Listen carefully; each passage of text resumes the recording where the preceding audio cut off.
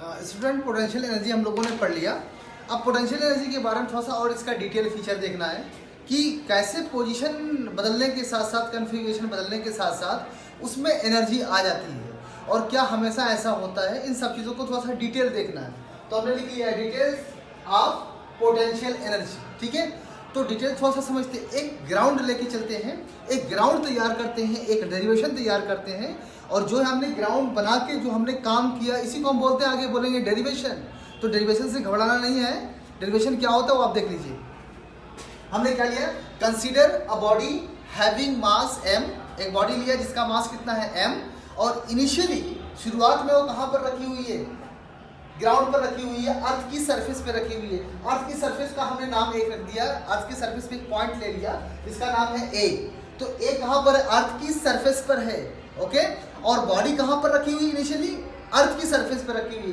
Body का मास कितना है, एम है। अब इसको हम ए से बी तक लेके जाना चाह रहे हैं। तो बी एक हाइट पर, एक ए एच हाइट ऊपर, बी एक पॉइंट है, एक सरफेस है, एक लेवल है, वहां पर इसको रखना चाह रहे हैं। तो ए से बी की हाइट कितना है, एच, और बॉडी को हम कहाँ पर रखना चाह रहे हैं, एच हाइट पर ऊपर लिफ्ट करना चाह रहे हैं, रखना चाह रहे हैं, ओके। तो इसमें ऐसे तो जाएगी नहीं, हमें बॉडी के ऊपर फोर्स लगाना पड़ेगा। तो फोर्स कितना लगाना पड़ेगा, हमने पहले ग्रेविटेशन वाले चैप्टर्स में पढ़ा है, वेट पढ़ा है। वेट किसी भी बॉडी का अगर मास m है तो उसका वेट कितना होता है, mg, small g, W equal to mg। ये क्या होता है, वेट। वेट एक्चुअली क्या होता है, वेट क्या होता है, force applied by earth on the body.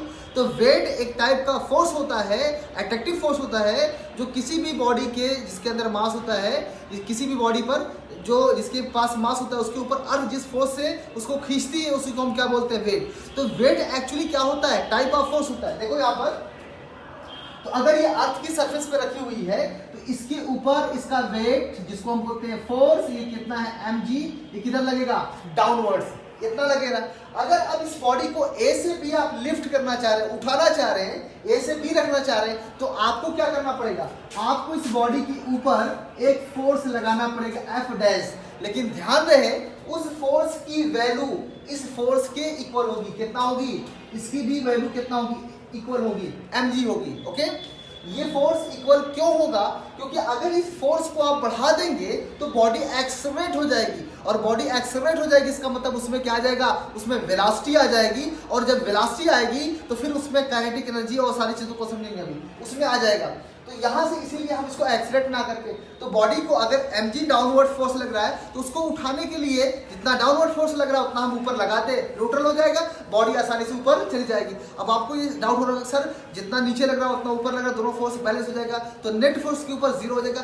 थोड़ा सा बढ़ा दो, थोड़ा सा, इतना कम बढ़ाओ कि वो मैग्नीट्यूड लगभग उसको हम निगलेक्ट करके चले, उसको कंसीडर ना करें। तो ये एफ डैश mg से थोड़ा सा ज्यादा आप कर सकते हैं इसको ऊपर लेने के लिए। जब आप mg फोर्स लगाएंगे इस बॉडी के ऊपर, जिसको बोलते हैं एफ डैश फोर्स है, ये ऊपर लगाएंगे, तो फोर्स लगाया आपने ऊपर और बॉडी कहां से जा रही है, ए से बी जा रही है, ए से बी जा रही है, तो डिस्प्लेसमेंट उसका और फोर्स दोनों एक डायरेक्शन में हो जाएगा, फोर्स एंड डिस्प्लेसमेंट दोनों एक ही डायरेक्शन में हो जाएगा। और ऐसा करके बॉडी को लोकेशन ए से लोकेशन बी पर आप रख देंगे।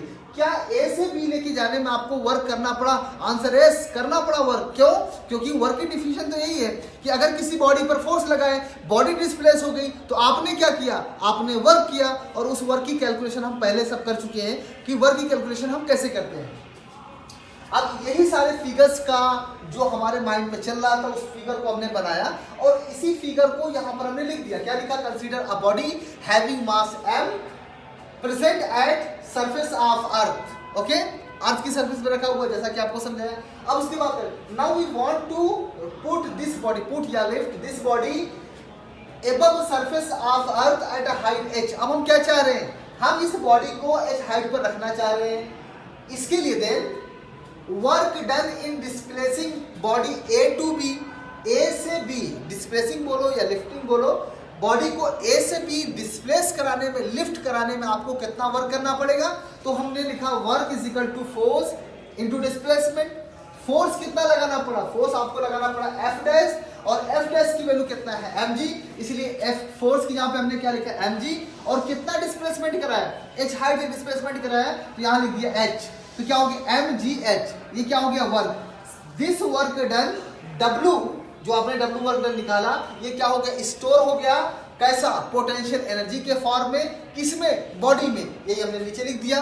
ठीक है, अगर ऐसा हो गया यानी ये वर्क डन किसमें चला गया, बॉडी के, तो बॉडी की पोटेंशियल एनर्जी बन गई। यानी आपने बॉडी को ए से बी लिफ्ट करने में, उठाने में, ए से बी रखने में जो आपको वर्क करना पड़ा, ये वर्क किसमें चला गया, तो ये वर्क चला गया एनर्जी में। कौन वाली एनर्जी, तो हमने पहले ही पढ़ा है, पोजीशन के बदलने से कौन सी आती है, पोटेंशियल एनर्जी। तो किसमें चला गया, पोटेंशियल एनर्जी। यानी जितना वर्क आपने किया सब किसमें चला गया, पोटेंशियल एनर्जी में चला गया। इसलिए हमने क्या लिख दिया, W = U, और U क्या आ जाएगा, mgh। तो ये आपका क्या मिल गया, पोटेंशियल एनर्जी का फार्मूला। ठीक है, यहां तक तो ये आपको मिल गया पोटेंशियल एनर्जी का फार्मूला, U = mgh। क्लियर, इस तरीके से ये पूरा डिटेल्स हम देख लेते हैं। अब इसमें कुछ न्यूमेरिकल होंगे, उस न्यूमेरिकल को आप करेंगे। इसमें जो खास बात और है, वो खास बात क्या है, अगर यहां से हम बॉडी को ज्यादा फोर्स लगा के ऊपर जाएं, अगर mg से ज्यादा फोर्स लगा दे तो क्या होगा, तभी बॉडी ऊपर जाएगी। लेकिन बॉडी में एक्सेलरेशन आ जाएगा, और एक्सेलरेशन आएगा तो उसका कुछ ना कुछ पार्ट दूसरी एनर्जी में चला जाएगा, और इसका टोटल वर्क पोटेंशियल में कन्वर्ट नहीं होगा। इसलिए हम बॉडी को विदाउट एक्सेलरेशन ए से बी लेके जाएंगे, विदाउट एक्सेलरेशन, कोई एक्सेलरेशन डेवलप नहीं किया, there is no change in the velocity. A से बी जाने के लिए कोई वेलोसिटी में चेंज नहीं होना चाहिए, इस बात को आप ध्यान रखिएगा। दूसरी चीज, क्या वर्क ही पोटेंशियल एनर्जी होती है, आंसर नो।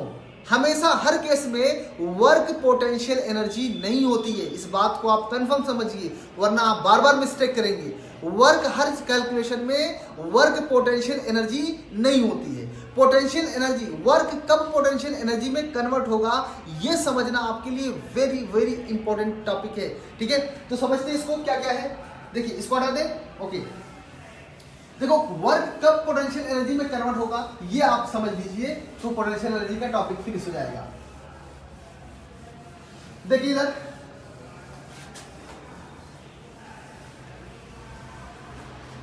मैं आपको कुछ एग्जांपल्स लेता हूं, ठीक है, ऐसे लाइव करके दिखाता हूं। देखो ये आपके पास मेरा हाथ मान लो कि ये अर्थ की सरफेस है, अर्थ की सरफेस पर, ठीक है, ये डस्टर यहां रखा हुआ है। मैं इस डस्टर को मान लो ये लोकेशन ए है और ये लोकेशन बी है, मैं इस डस्टर को ए से बी लेके जाना चाह रहा हूं, तो मैं इसको क्या करूंगा, इसके ऊपर फोर्स लगाऊंगा। मैंने ये फोर्स लगाया ऐसे पीछे से, और ये ए से बी चला गया, तो मैंने फोर्स लगाया, आंसर एस। क्या बॉडी डिस्प्लेसमेंट हुआ बॉडी में, एस। क्या फोर्स और डिस्प्लेसमेंट दोनों सेम डायरेक्शन में, आंसर एस।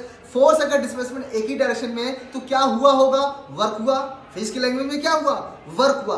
क्या ये वर्क पोटेंशियल एनर्जी में गया, आंसर नो, ये पोटेंशियल एनर्जी नहीं बनेगी। यानी ये वर्क डन पोटेंशियल एनर्जी में स्टोर नहीं हुआ। तो एनर्जी में कब स्टोर होगा ये आपको समझना है, जब बॉडी का डिस्प्लेसमेंट जो हो रहा है, जो फोर्स लगा के आप डिस्प्लेसमेंट करा रहे, अगर ये फोर्स लगाया जो आप फोर्स लगा के डिस्प्लेसमेंट करा रहे हैं, ये फोर्स किसी फोर्स के अगेंस्ट हो रहा है, किसी फोर्स के अगेंस्ट लग रहा है, उस केस में वह किया गया वर्क किस में चला जाएगा, पोटेंशियल एनर्जी में चला जाएगा। एग्जांपल देखें, अगर मान लो ये अर्थ की सरफेस है, पॉइंट ए यहां पर है, ये पॉइंट ए है, अर्थ की सरफेस पर बॉडी रखी हुई है।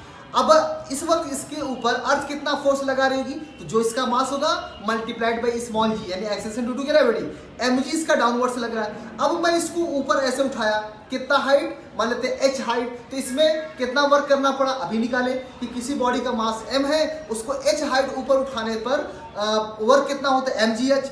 तो देखो इसको यहां से यहां तक किया तो कितना वर्क आया, जो भी वर्क की कैलकुलेशन किया, अगर ये h डिस्टेंस इसको भी मान ले h, तो आपने फोर्स लगाया, force into H, F into H हो गया वर्क। पहले वाला केस जब आप यहां से ए से बी ऐसे लेके जा रहे हैं, लेकिन दूसरे वाले केस में देखें कि दूसरे वाले केस में क्या कर रहे हैं, आप यहां से ऐसे उठा के ऊपर लेके जा रहे हैं, तो वर्क कितना हुआ, mgh।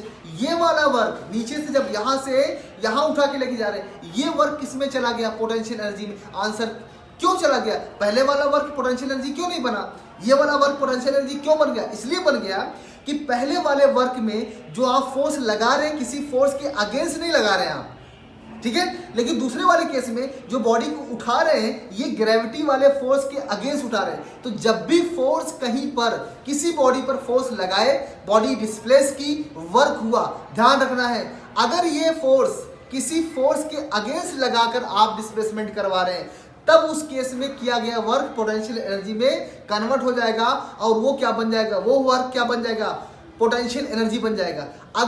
अगर ये काम नहीं हो रहा है, अगर आपका फोर्स के अगेंस्ट फोर्स नहीं लग रहा है, तब क्या हो जाएगा, पोटेंशियल एनर्जी में कन्वर्ट नहीं होगा। मैं आपको एक और एग्जांपल दिखाता हूं। देखिए ये हमारी चेयर है, चेयर देखिए इधर ये चेयर है, जमीन पे रखी हुई है, जमीन पर रखी हुई है। अगर यहां से इसको मैं यहां से यहां इसको डिस्प्लेस कर दिया तो मैंने इसके ऊपर फोर्स भी लगाया, मैंने इसका डिस्प्लेसमेंट भी करवाया। Force into displacement becomes work. क्या ये वर्क पोटेंशियल एनर्जी में गया? Answer no. क्यों नहीं गया? क्योंकि जो मैं इसको डिस्प्लेस कराने के लिए फोर्स लगाया, ये किसी फोर्स के अगेंस्ट नहीं लगाया। बात समझ में आ रही है? लेकिन दूसरा एग्जांपल देखिए, इसी चेयर को अगर मैं ऐसे पकड़ूं और ये उठाऊं, ऐसा ये उठाया, तो इस वक्त जो मैं फोर्स के ऊपर लगा रहा हूं, कितना फोर्स लगाया?